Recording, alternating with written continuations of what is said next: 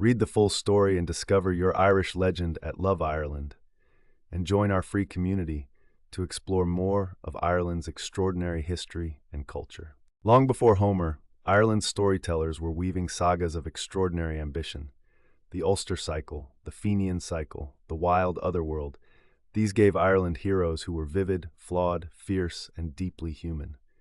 They live on today in place names, in music, and in the conversations people are still having online.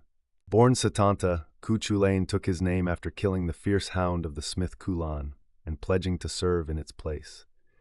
He became the greatest warrior of the Ulster cycle, the Hound of Ulster, a figure of almost supernatural strength and battle fury, whose fame stretched across the ancient world. His most famous act was his last, dying on his feet, bound to a standing stone so no enemy could claim they had seen him fall. Cúchulainn had held a ford alone against an entire army. Even in death, he refused to be diminished. Call on him when the odds are stacked and everyone else has stepped back. As a boy, Fionn Mac Cumhaill accidentally tasted the salmon of knowledge, a fish he was only meant to cook, and gained all the wisdom of the world in a single careless moment. He grew into a tall, fair-haired, generous leader of the Fianna, Ireland's legendary band of warrior hunters. Fionn's legacy is literally carved into the landscape. According to legend, he built the Giant's Causeway in County Antrim, stepping stones so he could reach a Scottish rival across the sea.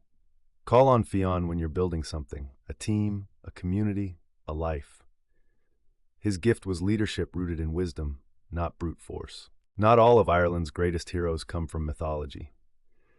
Grace O'Malley, was a real 16th century chieftain and sea captain from County Mayo who commanded a fleet and led raids along the Irish coastline. She was, by every account, utterly unstoppable. Grace famously met Queen Elizabeth I face to face as an equal. She refused to bow, citing a law that stated neither was subject to the other.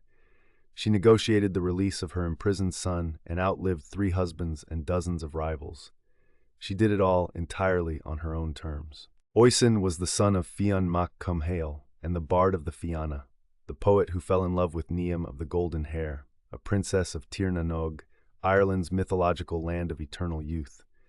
She rode to him on a white horse across the waves and carried him away to a land where time stood still. When Ireland called Oisín home, he returned to find 300 years had passed. Everyone he had known was long dead, and the world was unrecognizable. His heart broke, but he sang. He told the stories and made certain the Fianna were never forgotten. Because of him, they never have been.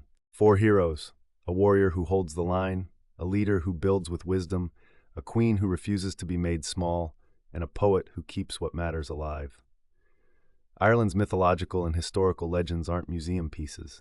They are a mirror, and one of them is almost certainly yours. Read the full story and discover your Irish legend at Love Ireland, and join our free community to explore more of Ireland's extraordinary history and culture.